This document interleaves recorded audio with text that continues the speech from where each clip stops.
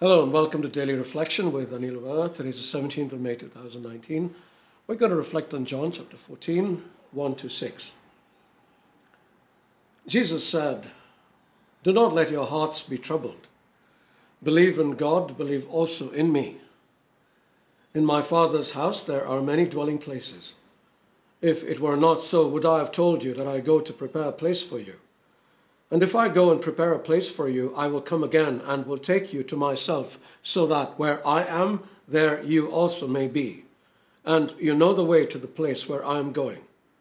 Thomas said to him, "Lord, we do not know where you are going. How can we know the way?"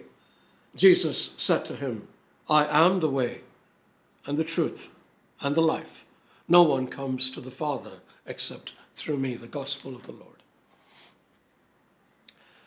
We can find some of the most comforting words that Jesus has ever spoken to his apostles in this passage today.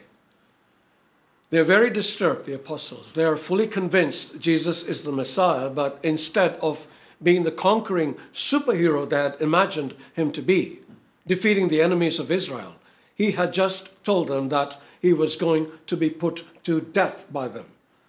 To make matters worse, he was going to be betrayed by one of them. And if that wasn't bad enough, there was a good chance that they would meet the same fate as he. And while they waited that, there were other practical aspects to consider. How were they to survive? They had left everything to follow Jesus. So far, the donations had come plentifully thanks to all the miracles Jesus was working, but that would almost certainly dry up once he was gone. What were they going to do? Little wonder they were so troubled. Jesus said, "Do not let your hearts be troubled." Like the psalmist, he tells them to put their faith in him. Though they might walk through the valley of the shadow of death, they need fear no evil, for he was with them. The shepherd's rod and staff would comfort them. This advice to them is also advice to us, to all who are troubled and afraid. But he doesn't stop here. He goes on to tell them that he is going to heaven to prepare a place for them. This earth was just a temporary abode, and they were not to fear what happened here. Their destination lay beyond death, and he would himself come to take them.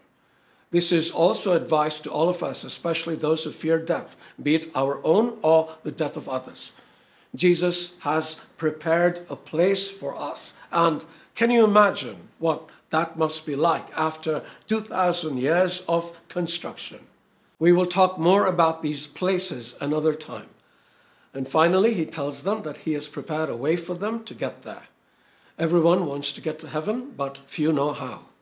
However, now they do, because he has told them that it is through him, because he is the way, the truth, and the life. These final words of comfort should bring peace to all of us who wonder about where we will go when we are done here on earth. We are going home. All we need to do is follow Jesus. So, do not let your hearts be troubled. God bless you.